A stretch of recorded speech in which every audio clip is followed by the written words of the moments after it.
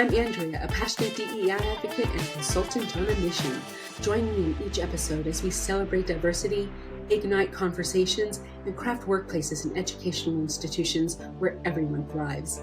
This podcast is my commitment to making a meaningful impact on the world of diversity, equity, and inclusion. So are you ready? Let's get diversifused.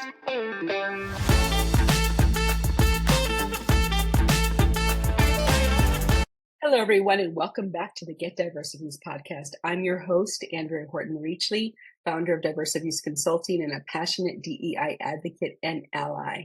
In today's episode, we will discuss amplifying whispers, shifting the publishing industry to empower invisible voices with our guest speaker, Crystal Adair-Benning. Crystal is the CEO and founder of Write Word Magic, which we'll just call Word Magic moving forward. A multiple New York Times best-selling ghostwriter and copywriter, she transforms words into world-changing magic. With her quantum copy revolution, Crystal merges the craft of writing with human connection and self-psychology, crafting tales that put rebels, misfits, and visionaries center stage, owning their IP. She regularly leads book writing retreats and creations. Oh, that's really interesting. Creations across the globe, inspiring people to write their own stories. I can never say that. I'm going to edit this one out. an enigmatic figure. Okay. You got it. You're so close. I know. Do you mind if I start over? No, go ahead. Okay, thank you. Go ahead. And it's just Word Magic, right? Word Magic is just on the website. So just Word Magic. I'm gonna get the right off then. Okay. Yeah. Okay, here we go. Crystal is the CEO and founder of Word Magic, a multiple New York Times bestselling ghostwriter and copywriter. She transforms words into world-changing magic. With her quantum copy revolution, Crystal merges the craft of writing with human connection and self-psychology, crafting tales that put rebels, misfits, and visionaries center stage, owning their IP. She regularly leads book writing retreats and creations across the globe, inspiring people to write their own stories. An enigmatic figure, she's an intuitive, creative, and digital nomad, exploring the globe with her partner, faithful pup, and trusty laptop. Unleash the power of your story with Crystal Adair-Benning, a maverick wordsmith redefining the world one tale at a time. So welcome, Crystal, to the Get Diversifused podcast. Thank you so much for being our guest today. My pleasure. Who wrote that bio? I'm not sure, but it's lovely. I love it. It's very powerful. And listeners, I could not say the word. I still have trouble. Enigmatic. For the life of me today. Enigmatic. I sometimes love throwing in a word that's a little complicated because it actually, so like psychologically, when we're doing that, when we read, it actually slows us down and makes us pause and go, what does that mean? And so sometimes, to be honest with you, it's a little word magic trick. Throw in an unexpected word that sometimes people have a challenge with because it forces them to slow down and think about what they're saying and what they're reading. That is a great strategy because I'm like, and I mean, I know what it means, but I just, for some reason, couldn't say it today. It was great. It was great. I was watching it. I was like, she's got this. She can do it. Good job. Cool. So why don't you tell the listeners a little bit about you, Crystal, and how you came to be the founder and CEO of Word Magic? I mean, that feels like a long story, but the short version is that I have always had a natural knack as a storyteller. And when I was 14, I got an opportunity to ghostwrite a book for somebody. I was working in the media. I was already researching and writing questions for interviews and doing that sort of work. At 14. And this person, this is back quite a few years ago before Google was our research tool. I was still friends with the Dewey Decimal System and I had to go in and actually research. Yeah. I'm that old Paper school. cuts. Yeah, for real. So this person got offered a book deal from a publisher. They were really well known. They didn't know how to do their own research, their own writing, because I did it all for them. Oh. They offered me, a role as a ghostwriter. I said yes. It was a verbal agreement. Friends, get your contracts in writing. Because ultimately when the book came out, it was 2 weeks before I turned 16 and the author decided to renege on our deal and forget what she had said and tried to pay me in dog food, literal Dog kibble. food. Dog food. Yeah, she worked in the media and she had a sponsor that was a a dog food company. And so she didn't want to Wow. pay. She knew she owed me something, but she didn't want to pay, so she offered me dog food. Needless to say, now there's Wow. contracts and money involved in all of my deals. And you can buy your own dog food for your dog. I mean, yeah, like at 15, 16 years old, I was like, we have a Wow. dog, but like my parents pay for the dog. Like, why? No, this Yeah. is weird. Oh So my yeah, gosh. good times. Wow. Wow. First child, I mean, I want to say child labor because 14 legally you can work in the United Yep. States, but it's still, I mean, that's just taking advantage of a minor right there in rescinding your on I your mean, agreement.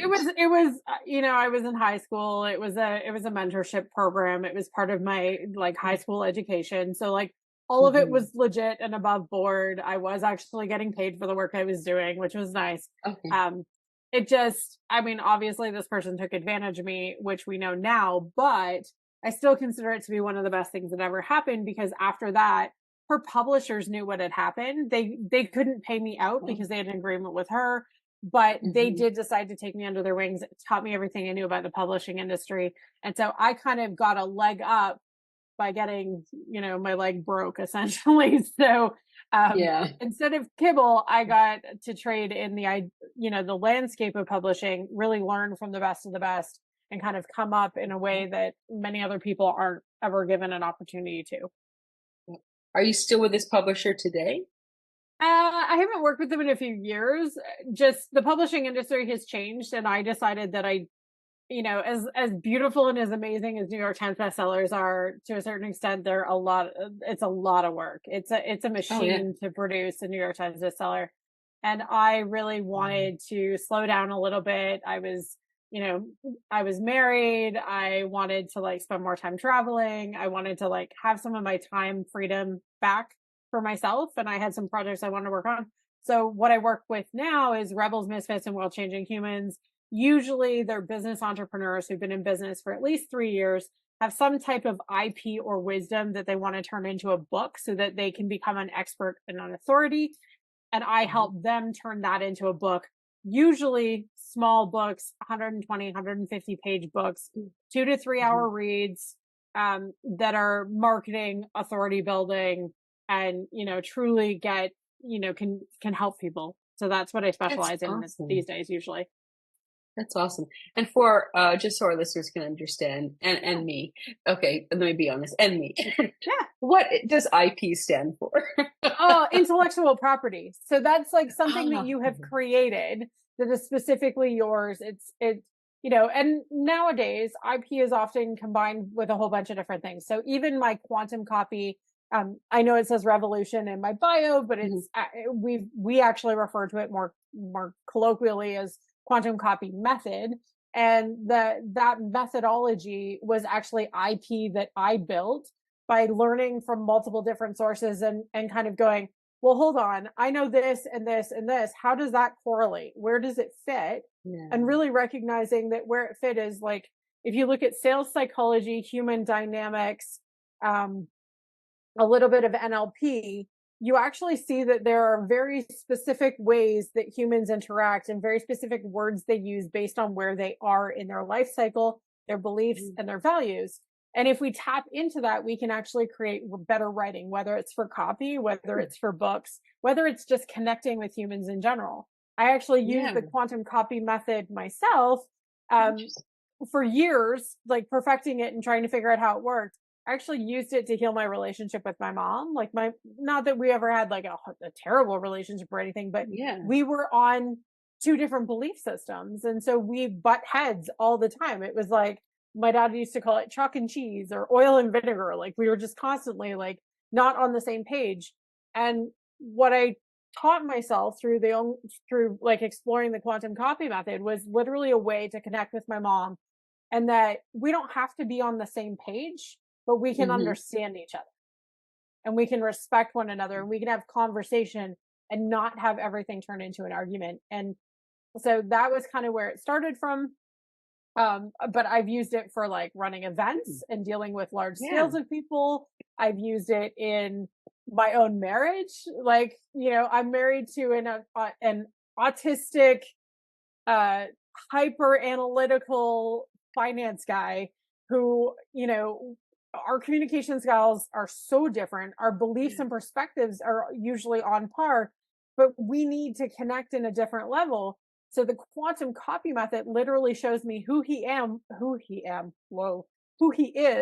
what he values, and how to connect with him on his level so that we can have Oh, a communication interesting. that he gets and that like doesn't just get swept under his, we call it the tism rug, right? When something just doesn't register. So like, because he's autistic, he needs black and whites, he needs clear Hmm. rules, he needs boundaries, he needs to see why we do Yeah. things. Like if there's an order, but then he'll like check boxes. And so we've had to learn to communicate, and it's not as simple as like, honey, I need you to do this. Yeah. It's honey, I need you to do this because, and I need it done by this. And now our communication is fantastic, but it wasn't always that way. And quantum copy method allowed us to kind of shift it. And likewise, he's able to see how to communicate better with me in terms of using feeling words, in terms of connecting with me on important matters. There's lots of things that happen in our lives that aren't important to me, but there's important matters. And he's learned, oh, these ones are going to matter. I have to talk to her about those. And these things don't, and it doesn't Mhm. matter. Right. So, Wow, yeah. wow. I'm sorry, go ahead. Yeah. No, it's just this beautiful process. So it Yeah. starts with communication. The reason it's called quantum copy is because obviously it's the way we write, but it's also the way we speak, the way we interact with one Mhm. another. Quantum, because I'm literally looking at all the different timelines and scales of who we are to really recognize how to connect with you. And every single one of us, if you want to be a better writer, the number Yeah. one piece of advice I have for anybody who wants to be a better writer today is close your mouth and open your ears. It has nothing to do with putting your pen to the page. It has everything to do with hearing people and understanding them first before you write for them. And that's not about your demographic. It's not about your age, where you live, how much money you make, blah, blah, blah. It's not actually about that. That's your avatar. Cool. It counts. Mhm. I'm not negating it, but it's not the actual full picture. The full picture is, what do you believe and what do you perceive? And the only way we know that is by listening to what they talk about, listening Mhm. to what they care about, and listening to the words that are coming out of their mouths, not the ones that we're writing between the lines. Right? Have you ever had a conversation Yeah. with somebody where you're already filling in the blanks, being like, oh, this, oh, that? Mhm. I'm Yeah. guilty as charged. I used to be an Or NLP you can't facilitator, fill in the blanks because or you're unable or to. you're just That's confused and most you're of the like, time for me. Yeah. yeah, Yeah. like I have conversations with people where oftentimes I will infer because they'll tell me something about themselves and I'll automatically be like, Mhm. oh, okay, that's the problem. I understand now. Without Yeah. having them say what the problem was, I've already inferred what the problem is. That's not reality, that's perception. I Yeah. perceived that that was the solution or that is the problem. The real problem for them could be something totally different. And you only ever get to the root when you listen and let Mhm. them tell you what the problem is. Yeah. Right? Yeah. And we don't listen. Like, just as a society, we don't listen to people anymore. Mhm. No, We we all don't. want to be heard. We forget to actually listen first. Yeah, I agree. I agree. And um, wow, this could be such a and you probably use it as a good team building exercise Oh yeah. uh, with a DEI focus, Yeah. or a classroom building exercise, or even as you said, general relationship for therapists and stuff like marriage counseling and even like bereavement counseling to a certain point. Yeah. Um, Oh, wow, absolutely. that It has changes, so it many. literally Yeah. changes communication and how we deal with it. And I have clients who regularly write books on communication and they have systems and Hmm. tools that they use. There's a million different communication systems out there. And as far as I can tell, knock on wood, because there's a million of them and I don't have that kind of time. But the Yeah. ones that I have explored all align. They might call it something different, but they all align Mhm. in with the quantum copy method. And I can Awesome. place whatever it is, whether it's dots communication, whether it's disc analysis, whatever, Mhm. I can place those things into the same guidelines of quantum copy method and still come out on the exact same solution. So it all is Interesting. interconnected, but we often think that DISC is one thing and DOTS is another and NLP is something Mm-hmm. else. And they're not. They all have this beautiful synergy, but you Yeah. just have to draw the parallels and recognize what you're actually talking about. We might call it something Mm-hmm. different, but that's no different than, when I'm talking about quantum coffee and I'm talking about talking to my autistic husband versus his ADHD wife. Yeah, we have different communication styles. So Yeah. DOT speaks one language with the words that they use, DISC speaks another, and somewhere we have to find that middle ground to connect on. That's so true. I mean, yeah, there's just so many different assessment type tools and strategy type tools that people can choose to use. But Yeah, as you said, they're all interrelated. They all and you have to totally. learn and understand how to read the results and interpret the results. And you had mentioned something earlier about the perceptions, Yeah, like what filling in the gaps and stuff. And yeah. this is what my take was, from this conversation and stuff.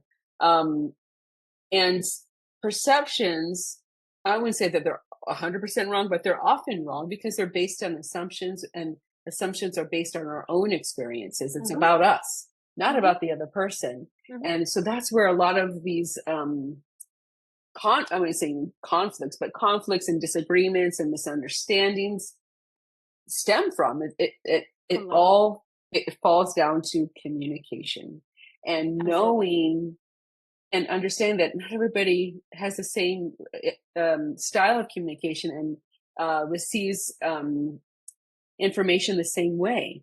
And so, as a Well, supervisor or team, yeah. go ahead, go ahead.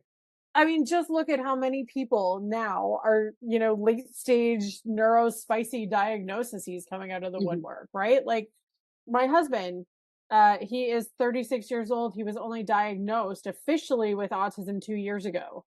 I There was are going to ask many you if he was things recent. looking back. We've been Mm-hmm. married for 5. He was only diagnosed 2 years ago. There are many things looking back in his childhood, in his history, even in the years prior to me, in his Mm-hmm. first marriage, that suddenly make so much sense. Yeah, But I believe until it. you can recognize the personality type, the system that's happening, whatever, like my husband got accused of, and still to this day, like I still struggle with this with him. We call it lying by Mhm. omission because his Ah, brain doesn't work mhm, that things are as important as they are to other humans. mhm. So he just doesn't share it because he's like, not important. It doesn't matter. Yeah, Whereas, like, to me, sometimes the thing he didn't share, I'm like, why? Why wouldn't you tell me that? Like, yeah. that's really cool. Or, oh my God, that's awful. Why didn't you tell me this? Right. Mhm. But it doesn't come up. So we've had to shift the languaging, shift the understanding, and it's an education for everybody. But when we talk about Yeah, perception, I agree with you. Perception is 99% wrong. However, it serves an important, valuable tool to help you recognize about yourself, yes, definitely, right? definitely. So, like, Mhm. do everything I write inclusive? I wish not everything I write is inclusive, right? Because we often are speaking to a very strong niche of Yeah, humans, which means we're speaking to a very strong experience, perception, belief, understanding, value, right? That's part of quantum copy method too, is knowing who you're speaking to. If I was to take the exact same topic and write it for somebody else who has a different perception, I'd probably write the book a different way. So why can some people pick up a book and be like, this is the best book I've ever read? While other yeah. people are like, that was a hunk of junk. It's usually perception and understanding. And that's Mhm. where we get caught up. And that's why quantum copy method, being able to speak the language of other people, I don't have to agree with what you have to say, but it allows me a moment to get down on that level and go, okay, hold on. If I proverbially put my shoes here, could I understand where this is coming from? Yeah. Could I understand why they believe the thing that they believe? And can I understand why it's a problem for them? And Mhm. do I want to be part of the solution or part of the problem? Or is it none of my darn business? And I'm just going to stay out of it. That's true. Mhm. Yeah, and it all stems down to conversations. Yeah, Because you're not going to it's know unless 100%. you ask or unless you have some kind of conversation. It's like, oh, I don't need to be part of that, or what can I do to help you? Feel more included, or make sure that you get the information you need in a way that you can comprehend, or not comprehend it, Yeah. best understand it. And we Um, I mean, in my work, we talk often about the burden of being asked, yeah, right? Like, um, when I work with my Black authors, or sometimes if I'm working with Indigenous authors, the burden of being asked, what do you need, is exhausting at times. And I completely understand that. yeah, it I is. completely It is. understand that. However, if somebody is taking the time to ask, they're genuinely trying to be educated. You could Mhm. send them to somewhere else. You can recommend another book. You can recommend an Yeah. article. You can do that to support them. But if they're taking the time to ask, that is step one. They have awareness that there is a problem. Mhm. There is a need to understand, and they don't know how, and they often haven't taken the time to try and figure out how else. And the first solution that a lot of people do is ask. Yeah. Likewise, if you're autistic, the first thing my husband does is ask. He doesn't have a concept of not asking. Mhm. And oftentimes there are moments where I'm like, really? Why are you asking that? But his first perception is to ask because he doesn't know. And until somebody tells him it's wrong, or what he believes is a challenge, he has no idea. I am a Yeah. complete feminist. He married a feminist. When he found out I was a feminist when we got married, he was like, "What? I married a feminist?" He like feminist was a bad word in his mouth. He's like, "Oh Yeah. God, like really? What's that?" He has that Oh, stereotypic image. Yeah. absolutely. And when we sat down and talked about what feminism was, and I broke it down to him in a way he could understand, which is he has a daughter. This is the stuff your daughter faces that you don't even think about, right? Mhm. Like, you know, she's young, and as she grows, I'm like, she gets a lot of attention because she's a pretty girl. But you don't, as a man, you don't even think about it. I watch grown men stare at my stepdaughter. I'm Wow. like, as a dad, you've never had to think about that. But as a woman, I am acutely Mhm. aware at all times of the men that are staring at her, the clothing she's wearing, how she's being perceived, and how she is taking it in internally as well. It's a different Mhm. perception. The way that we connect, though, is not to jump down his throat about it. The way we connect is to go, okay, let me put this into a scenario you understand. And the scenario we used at the time was, if we lived in a major city, would you go out at 2 o'clock in the morning for a run and think anything of it? And his answer was, no, of course not. I would put on running Mm. shoes and head out. I said, I Mhm. have never once, after dark, considered going for a run on my own, Yeah. whether I lived in a major city or the country. Not Yeah. once, because that is considered unsafe. And from the time I was literally able to understand, I was taught that it is not safe to be outdoors after dark by myself. Mhm. Period. Yeah. I said, that's the difference. So again, the language just has to be brought to a level that they can understand. And Mhm. for him, safety is something he can understand. So we just bring it down to that level. Same thing Yeah. applies in books. If you're going to explain a big concept to somebody, you need to find the metaphors that they're going to interact with, that they can Ah. connect with and feel. You have to find the Mhm. storytelling, that heartstring that they're going to feel. And how do we do that? What is their belief? What is their perception? What is their value? My husband values his daughter. Anytime I can teach my husband a lesson about his daughter in a way to interact with her better, or to Mhm. support her better or love her better, my husband will Mhm. pay attention. Those metaphors matter to him. So if I can turn something into, if this was your daughter, how would you feel? That Mhm. connects. I could tell the same story about his son. It doesn't have the same feeling, because raising sons is different than raising daughters. Different Oh perception, yeah. Yeah. right? Mhm. Totally different perception. Yeah. So again, just a very simplified version, Yeah. but that's why it matters. Yeah. And I love and it's so true. Like you need to make it, I wouldn't say personal to them, but personable, relatable to them. Like what can they understand? And it's the same in Totally. pretty much any kind of topic, politics, work, whatever. Is like Totally. how how can I get what is an issue for me, or the people I identify with, how can I get someone else who doesn't identify the same way as me, may not have the same Right. issues as me. So to understand, to try to hopefully understand, and or at least comprehend a little bit the issues that certain people struggle with or have to think about on a daily basis. And so it goes one step further. Like if you're a Black man in a certain neighborhood, what do you, I mean, driving your car, Totally different experience. it's like, yeah, totally different experience. And the things that families have to feel obligated to teach their children about certain issues in society from a small young age. And so, yeah, so let's go to our questions. We've had a wonderful long intro. That was great. I love it. I love it. So, how can the publishing industry become more inclusive to ensure that voices from marginalized communities are heard? You sort of touched on this a little bit. Yeah. I mean, quantum copy method definitely doesn't hurt, let me tell you. But I think in truth, it's publishing companies over the last few years have gone out looking for diversified voices. But the publishing companies, the big five, are all run by the same people year after year. It doesn't have a lot of diversity in it. It's just, like the big five has been the big five for years now. It's like for decades. So they're going to produce what they're going to produce. They do have inclusive subsects of their companies. They do actually go out for looking for diversified voices.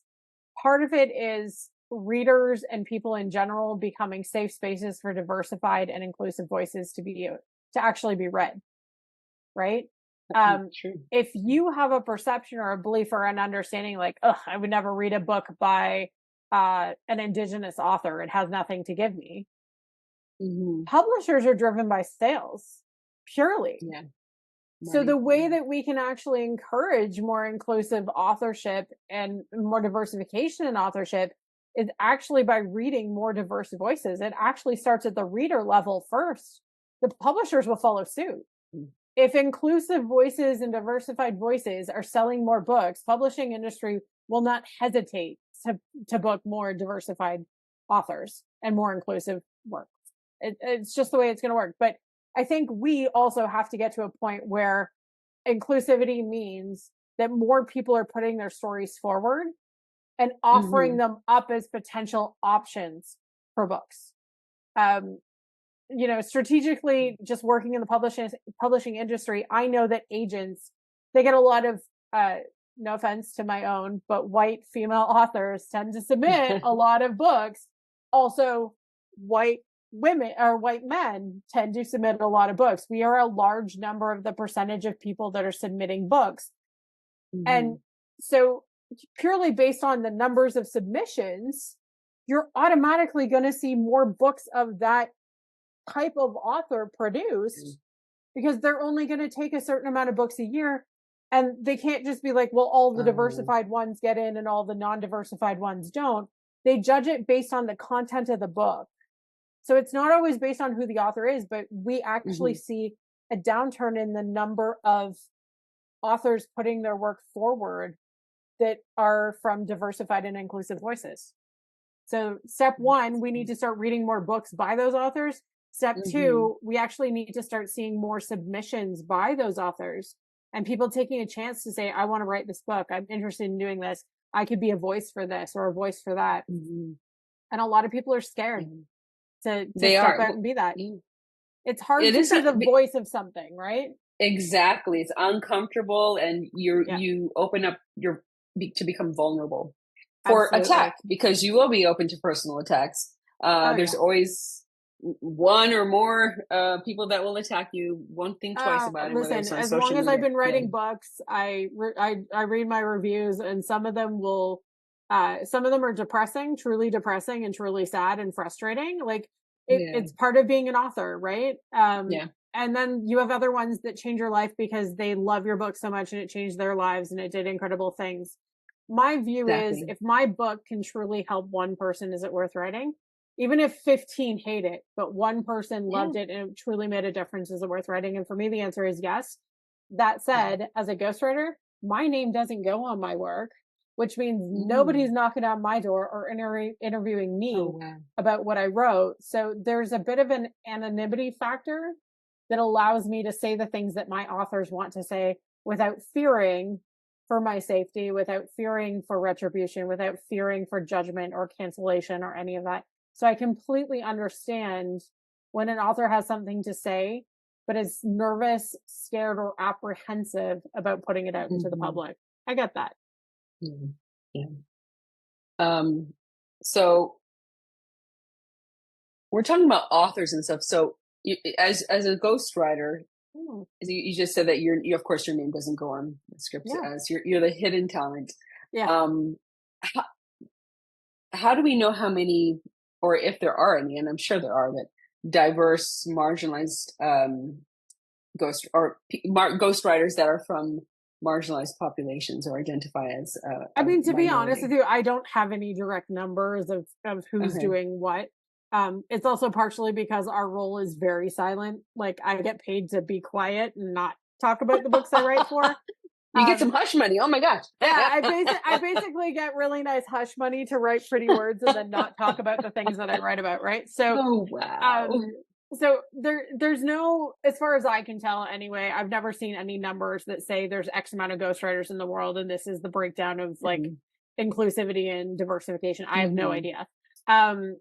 What I would say is that regardless, like, I'm a white woman who works with diversified and inclusive voices continuously to put out those books. The benefit sometimes for a diversive audience and inclusive audience for me to write those types of books is that I come in with a natural perception and bias, and like, I have weird questions that your audience is still going to have as this book is being written. And so I have the ability to say, okay, might sound like a stupid question to you, but here's the question, because I know your audience is already thinking this while they're reading it. And most of the time, if you're from diversity or equity, you are not trying to teach the people who already believe what you believe. You are trying to teach the people who do not understand you. You're trying to educate, inform, and hopefully change things. In order to do that, you have to speak their language, not yours. They won't get your language. Your language doesn't make sense. So the people that come out with books and are mad because nobody got it and it didn't get picked up by press and it didn't get media and like basically they sold like 100 copies or whatever and that was it. The reason is probably because you wrote the book thinking your audience was like you, and they're not. That's not your reader. Not when you're trying to change opinions. That's true. So it basically boils down to know your audience, know who your target audience is. And that's in any kind of communications, know who your audience is and absolutely and speak in a way that they will understand and anticipate, at least when writing and maybe even like in if you're giving workshops or if you're in a meeting and anticipate these questions so you can address them in your presentation ahead of time or be ready to answer them. And I really encourage people, if you're going to write something that is challenging a perception or a belief or a value that somebody has, sometimes find somebody who that is going to be a big leap of faith for them to get there and turn them into one of your beta readers. Have them read it. A beta reader is somebody that reads your book and gives you direct feedback about said book before it goes to publish. So if you are writing a book and say it's a topic that you know really well and you're trying to change something for somebody here, you want to go to somebody who doesn't believe what you believe and have them read your book and give you feedback on it. Some of their feedback you're going to take with a grain of salt because you're going to be like, yeah, whatever. But 9 times out of 10, what's going to happen is you're either going to change their perception. If it's really good, you're going to change their perception. If it's okay, they're going to be like, well, I get it, but you're going to get the but, and they're going to tell you their side of the story. In which case, that there's work that you still have to do. You didn't clarify it enough. You didn't make a strong enough point for them. They didn't get it. And we as authors have a tendency to believe that we are right and the reader is wrong. Of course, it's your piece of work. It's our baby. Exactly. It's my baby. I birthed this thing. Don't you dare say anything bad about it. Yeah, absolutely. We totally do that. And if you want to birth a baby that's going to change the world, you better ask some people who don't have the same opinions as you if it's any good, because that's the person you want to read it most. I don't need to write a book about my life and have my best friend read it. Girl, she's been here. She knows. What I do need she's in the book. She's in the book. Yeah, she's probably like 90% of the book. And with my best friend, she'd be 90% of the book. But with the but like if we're actually trying to change things, we need to help other people see our side of the story. And the way that we do that is literally by confronting the opposite side of the coin and helping them out. And that includes like storytelling, wisdom, like if you're teaching them IP or wisdom, something about you. I mean, you can write a book, and this comes up. I just finished a book with a client for young adult fiction. And it was a genre I had never really experienced. The storytelling was great, but not my genre. I was book coaching with her, so I wasn't writing it. But I remember finishing it and being like, we need to send this to a beta tester who believes this, because I want to know what their opinion is of the book. I liked it. Interesting. But I had similar beliefs and values that were represented in the book. And there's plenty of people I know that would not feel that way. So it's like, we need to beta test this and see what happens. Nothing wrong with a beta. How does someone become a beta reader? Usually you find people and ask them. The easiest way you can do it is listen to people talking. First of all, never ask your family. Your family will lie to your face. It's great, or be 100% for don't lie to your face. Don't ask your family. Don't ask your best friend, because they'll likewise do the same thing. Just don't. Yeah. You want to go for somebody that's in your outer circle who has a different belief than you. And so what you're doing is you're listening to conversations people are having. So say I'm writing a book about, I don't know, being a deaf fitness trainer and how to train people as a personal trainer who's deaf. Say that's my topic. If I'm going to write that book, the person I want to read is a hearing trainer who's going to understand how they can better train clients with inclusivity issues. Right? So I actually, I've worked with a deaf trainer for years, and she doesn't train. Like some trainers will train you to like move on a beat. She doesn't. She trains you to move on words. So she spells things. So if you need to do 5 reps of something, you'll be like, E-O-W-E-R. Great. One set done. Yeah. And then you repeat the word. Different way, but she's still a personal trainer. She's still teaching me what I need to. She just does it in a different methodology. But she's teaching that methodology to hearing trainers who, to be honest with you, sometimes a hearing trainer is the worst, because they're like, how they're showing me is bad. Whereas when she shows you an exercise, she'll be like, first move, and then like physically show you. Great concept, right? But who's she writing the book for? Somebody who's a hearing trainer. So if she was to go look for a person or a beta, she just needs to find a hearing trainer to read it, who's going to be like, wow, some of my clients are hard of hearing, or I can adapt that. That's actually a really smart practice. Or like even if you're not deaf, sometimes the stereo breaks down while you're trying to work out, or sometimes you don't have a stereo because you're traveling. How easy is it to pick a word to use? And also it becomes like a mantra. Like she always jokes that her clients manifest the coolest things because they're constantly focused on a word, right? That's fun. Actually, I was thinking as you were talking, that would also be good for like physical therapists. So yeah, because they encounter a lot of individuals with different types of disabilities, of course, as you probably know. Yeah. So yeah. That's awesome. Love it. That's awesome. So what challenges do authors face when trying to break traditional publishing molds, and what suggestions do you have for them to overcome these obstacles? The short answer is I don't think you face any obstacles that anybody else doesn't face. The publishing industry isn't all that different, other than, like I said, we're not seeing a lot of diversity and inclusive submissions, right? So the first step to traditional publishing is also always you have to get an agent. How do you get an agent? You submit a book query. A book query is basically telling me what your book's about and getting me interested in it. Like an abstract sort of? It's basically like an abstract. Okay. We're not seeing a ton of diversive and inclusive authors submitting to agents to want to do traditional publishing. In my experience, a lot of my authors who are inclusivity will go either non-traditional methods, meaning they'll go to niche publishers, or hybrid publishers, or they'll go self-publish, or they're just not publishing. And I think we often choose the self-publish route because we think it's going to be easier. There are benefits to doing both. It just depends on what you're doing with your book. But I think, truthfully, the first step is just more submissions.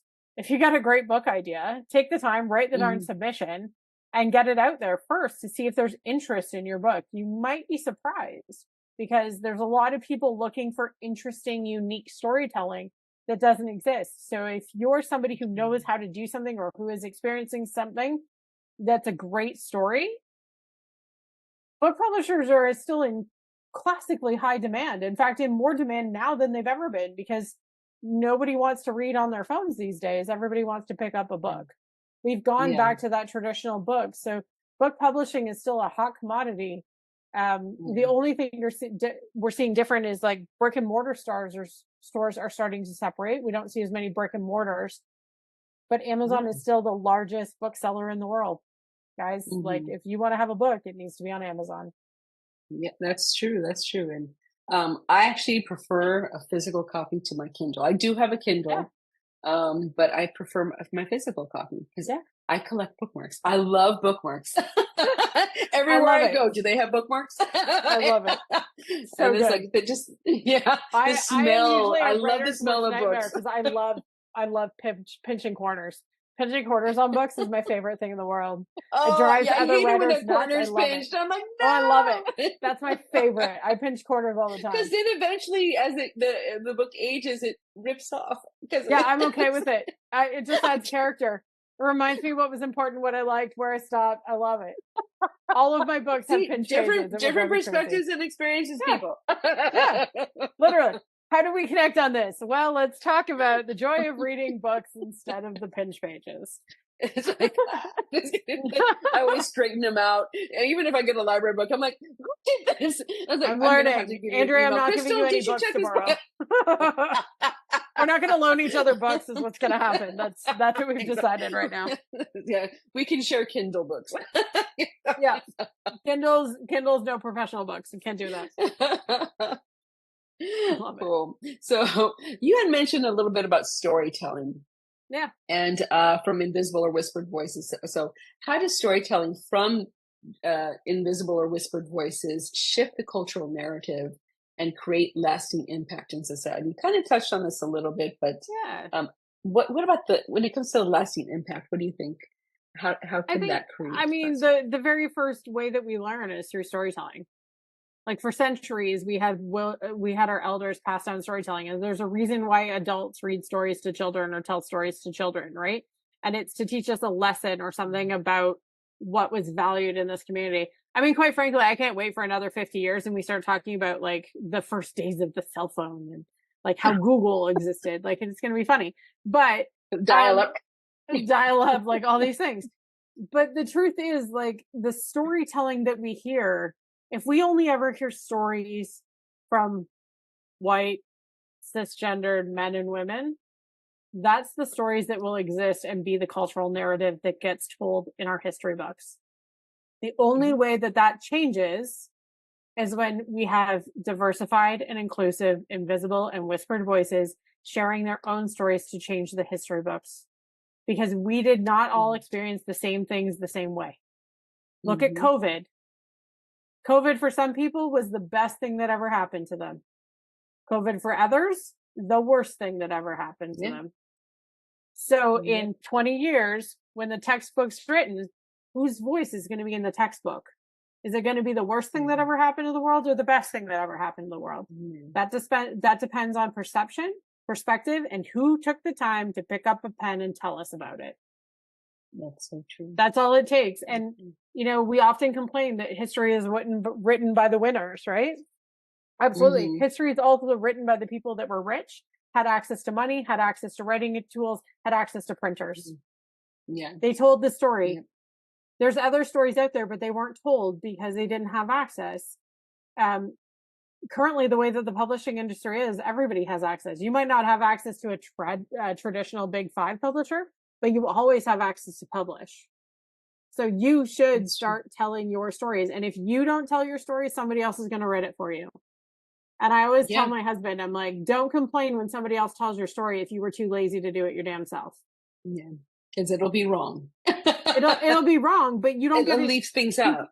It's no different than if anything's ever happened to you in your life and you've ended up in a newspaper article for something. It's always only one perspective. Yeah. Right? It's one moment. It's one perspective. It's one experience. And you know behind the scenes that probably 3/4 of what's in that is not even like, it's not the full story. It doesn't put it into context. It's not great, whatever. When somebody else tells their story, it's just like that. You're like, well, what about this? Well, what about that? Well, what about this? Yeah. And we don't know those stories because people didn't tell us them. We don't understand the story because nobody told us. You know, I happen to live in Alberta, Canada. We have obviously large indigenous populations. We also have a lot of white people that moved in here and decided to start the oil sands, to start taking the money out. There's a big perception where I live that like Alberta should run the whole bloody country because most of the money that's made in this country exists because of this province.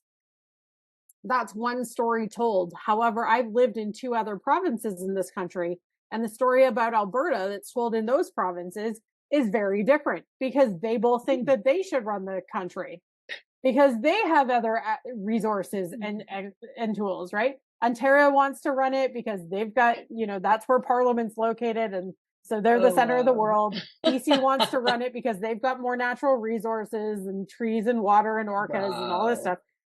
Everybody's got a different perception. It's a matter of where you are. But simply, if you've ever lived somewhere else, you will hear the story change based on who's telling it. Tell your stories. I mean, I totally agree. And it's like I was a military brat and I lived in a few countries, but I also taught and lived overseas in taught English and lived overseas in Turkey for a few years and loved it. And I remember when I left, my mother's like, I don't want it to be a not without my daughter. You know, I'm like, what? And it's like, you know how modern, you know, Turkey is and how, and it's just, and it was the best experience of my life, you know, and I got to, you know, meet a lot of people from other different countries as well, English speaking countries, but also Spanish and German speaking countries, and Chinese. Ask anybody from North America. Tell them you're going to go to Dubai and watch the perception. Oh my God. Oh yeah. You're a woman going to Dubai. Oh, how are you going to survive? You have to cover up and like, are you taking a man with you and you're going to be his property? Like I heard all this nonsense. My husband and I lived in Dubai for 3 months. Never. The most that happened is like, yes, my husband would get greeted before me if we walked into a store or a restaurant or whatever. Cool. You know what? They also brought him the check first. I'm cool with that. We're fine. They want to drop the check. That's when I quietly dismissed, but I walked to the restaurant. I was like, I'm feminist until the check arrives, in which case I love you. Have fun. But like, again, perception is one thing, reality is another. And so we like in Dubai, you know, again, there's a cultural perception, there's an understanding of things, and everything we perceived before we left when we got there wasn't the reality. And then when we were able to come home and say, you know, people would confront this perception, we're able to speak from the idea of like, I understand how you can feel that way, but it's not like that at all. And actually, here's what it's like. And that simple having of the conversation and being like, I've been there and actually lived it. And that, like, we could just let the story go. Yeah. Right. Letting the story go means somebody else wrote that story and I'm not going to correct it. Me correcting it is me telling my own story and choosing a different version for somebody. And chances are that person that I just told actually Dubai's not like that anymore is now going to take that forward. And the next time somebody says Dubai's like, ugh, they're going to actually go, oh, actually, I just had a friend who came back from Dubai and she said it's not like that at all. And they had a great time. Yeah. You've changed the story. And so when we talk about inclusivity, diversity, you choosing to tell your story changes the narrative for somebody else, who ultimately will change the narrative for somebody else. And that's how we shift a cultural narrative and identity. Yeah. No, I agree. And I wish textbook writers or publishers or I guess it's writers, authors, would do like diversity informational panels, invite people from with different experiences and voices and pasts, histories and stuff to the table when they're writing about. The question becomes though, like when you sit down and write a book, do you invite all of those people to the table? That's true. Okay. We don't. We don't. Like Yeah. the short answer is we don't. But here's the thing that's really fascinating to me. I can have two completely different books written about COVID, right? Like I said, COVID, best thing in life, COVID, worst thing in life. I can have two different books. Yeah. And if I am a college professor teaching a class that requires a textbook, I can require both of those readings to be done and have a discussion on both of those experiences and perspectives. But if one of those books never got written, that's the story that we now understand. That's the one that we now believe. That becomes our cultural identity. And so it's important, if you have a differing viewpoint or a differing idea and you want to share what it was actually like, you have to actually tell those bloody stories. You have to write them down. You have to tell them, or else somebody else is going to tell it for you. And then it almost becomes I don't want to say too little too late, because that sounds really harsh, but it's much harder to go back and change a narrative years after it's been perceived that way over and over and over from people. It's drilled into our heads. Japanese railroad workers in Canada, right? So we actually incarcerated a lot of Japanese people who basically built our rail yards. It was kind of no different than the Nazi enslavements and stuff. Like it was. Well, bad. We also did the camps as well in the United States in World War II. Yeah, totally, and like indigenous camps and things like that. But when I was in school, did we learn anything about the Japanese? Negative. It was never in my textbooks. Never learned any of that stuff until I was much older, and I was reading books about it, going, "Well, hold up, I didn't learn that in school. What are we talking about?" And then did some research and found out that was actually true. That wouldn't have happened if books hadn't been written about it. That's not to say that my teachers were wrong for giving me a textbook and showing me one perception. But we as humans, as readers, as curious people need to ask the question of what's the other side and actually look at like reading it. You're never going to get both sides of every story, truly, because like some stories you're just like, okay, does that matter to me in the grand scheme of things? Whatever. We can fact check everything until the end of time, and you always come up with different perspectives and ideas. It's no different than us having this discussion of like, how do authors break traditional publishing rules and how many authors are inclusive and diverse? The short answer is I don't know, because I could check 12 different polls and they'd all tell me something different. So the answer is I don't know. I don't have as much insider information as I would like about that. What I do know is what I see trending, which is they are looking for diverse voices, but they need you to step forward first and say, I want to be a diverse voice. I want to be an inclusive voice. So it has to start. Listeners, did you hear that? Yeah. Did you hear that, listeners? If you want to write a book and you have a story to tell, do it. Do it. You have to take the step. Like, a lot of people sit and wait thinking like, oh, one day I'm going to talk on enough stages. One day somebody will give me a book offer or book deal. I got to tell you that's few and far between these days. Publishing companies aren't typically going out of their way seeking authors because they're just going through the piles. They're going through the people who are already committed and saying, I want to write this book. I want to tell this story. And if you haven't already submitted and say, I want to tell this story, you're asking them to find a needle in not even a haystack, but a hay field.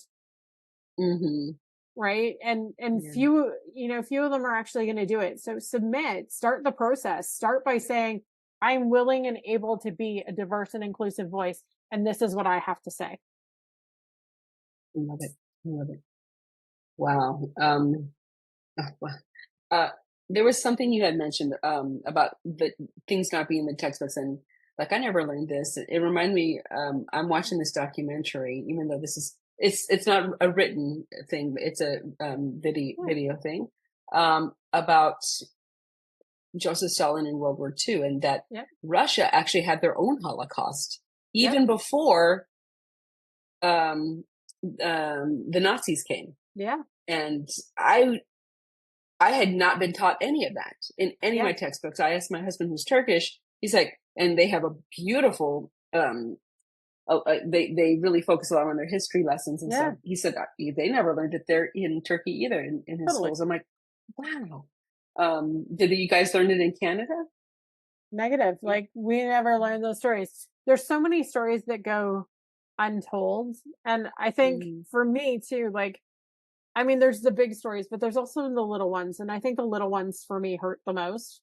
So like, I remember very clearly going to my grandmother's funeral and not knowing like 90% of the people there, but she had a big funeral. And I remember asking my dad, I was like, who are all these people? Because they would come up to me and they knew who I was, and they would greet me and offer their apologies and whatever. And I couldn't understand. I was young at the time, so I didn't understand who they were. Ended up coming to find out from my dad that my grandmother and grandfather had fostered over 50 children during their lifetime. From the time they got married to the time they died, they had fostered over 50 kids. Now, they stopped fostering long before I ever came around, but a lot of those 50 children still stayed in contact with my grandparents, still sent pictures, showed them their own kids, were invited to their weddings, like all of this. But that's a story and a legacy that I wasn't aware of. And nobody wrote it down. Nobody told me anything. Like, I only heard through somebody else. So my dad told the story, but I don't know why my grandparents chose to do that, what the decision making was. They had 2 kids of their own. So I have no idea why they ever decided that that was a good thing or a bad thing. But I would have loved to have had the story of my grandmother told by my grandmother rather than told by my dad, because my dad didn't know many details. He was like, yeah, when I was a kid, like, we always had foster kids at the house. Like, he's like, there was probably 20 or 30 of them in the time period where I was growing up, and a bunch before us too. So yeah, fascinating stuff. Yeah, very fascinating. So let's go into some key takeaways. I've really enjoyed the conversation, and we can talk forever. I'm enjoying it. So some key takeaways from our conversation today with between Crystal and me. We talked about empowering marginalized voices and gained an understanding of how to uplift underrepresented voices in publishing and why these stories are crucial to societal change. We talked about revolutionizing storytelling and how Crystal's quantum copy revolution or quantum copy puts rebels, misfits, and visionaries at the forefront of storytelling, allowing them to own their narrative. And it is a very important narrative too. We talked about breaking traditional publishing barriers, and Crystal discussed how the industry is changing in ways authors can successfully publish stories that challenge the status quo. We talked about the power of ghostwriting, the power, and learned about the invisible role of ghostwriters and how they help shape best-selling works, particularly for those whose voices are seldom heard. And we talked about writing as activism. Writing isn't just art. It's a powerful tool for social change. Crystal shared some strategies on how to use writing as a means of rebellion and advocacy. Are there any other key takeaways, Crystal, that I may have missed? Send in your submissions. Yes. I think the key takeaway for me is that, you know, you have a voice, you have a story, and if you don't tell it, somebody else will. So take control of your narrative, take control of the way you will be remembered, and write the story. And whether you do it through somebody like me, who's a ghostwriter, whether you hire a book coach, also somebody like me, or whether you write it on your own, just start writing. I agree. Again, did you hear that, listeners? Start writing. Tell your story. If it helps even just one person, it's worth it. It's like that one starfish thing, with the person throwing the starfish in the ocean, and someone comes up to them. He's like, "Where are you throwing all the starfish? You can't possibly save all these starfish." And it's like, well, I saved that one and it mattered to that one, So I love that analogy. So let's go to possible next steps for our listeners. I love to leave our listeners with some calls to action so they can hopefully take away some great things from this conversation. So reflect on the stories you consume. Are they amplifying underrepresented voices, or are they part of the dominant narrative? So look for those wonderful minority authors. Read their stories. You might be surprised. that you might be really able to relate to them or understand something that you didn't know about. Mm-hmm. For aspiring authors, consider attending one of Crystal's book writing retreats or engaging in creations to develop and own your unique voice. Mm-hmm.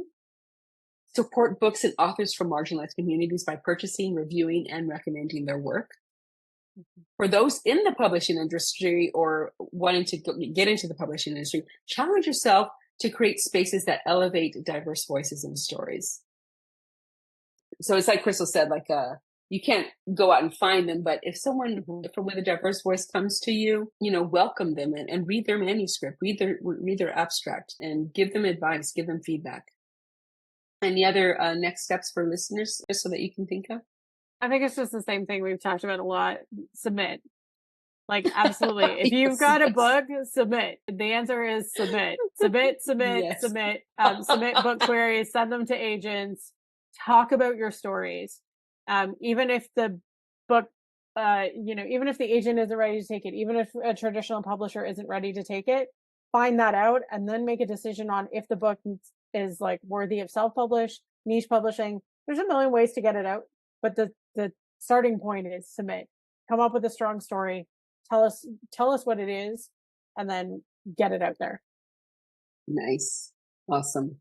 So listeners, I will have some next steps and resources for you in one of the last slides of our podcast today, as well as in the summary. But Crystal, if our listeners want to get hold of you, to either get connected to you to be their ghostwriter or go to one of your events or just get connected to you as a professional, how can they get hold of you?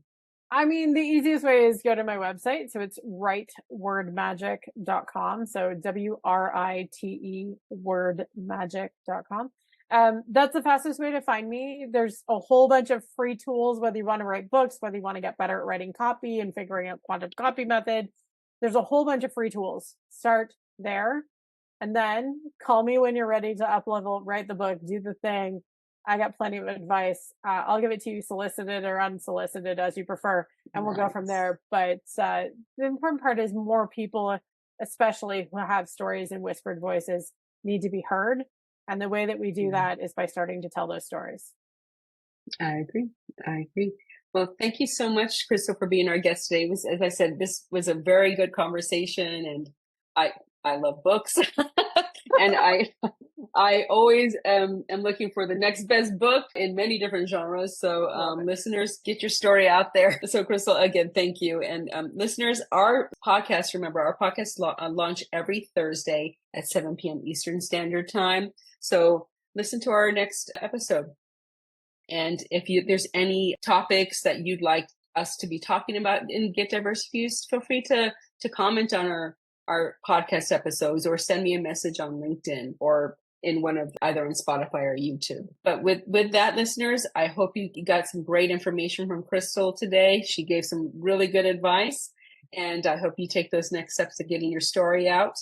And until next time, stay diversifused. Talk to you later. Bye.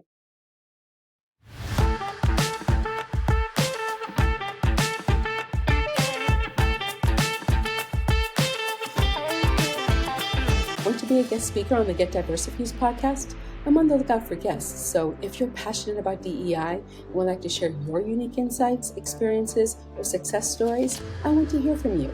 If you're a fellow podcaster who's passionate about DEI, let's swap the mic and amplify each other's voices. If you're interested in being a guest, reach out to me at Andrea@diversifuse.com and I'll send you the link to our guest interest form. Hope to hear from you soon. Remember, stay diversifused. Now go out there and make a difference. And as always, for more strategies on building inclusive workplaces and communities, check out Diversifuse. We're here to guide you on your DEI journey. Make sure to visit our website at diversifuse.com and follow us on social media for the latest happenings, blog posts, tips, and events.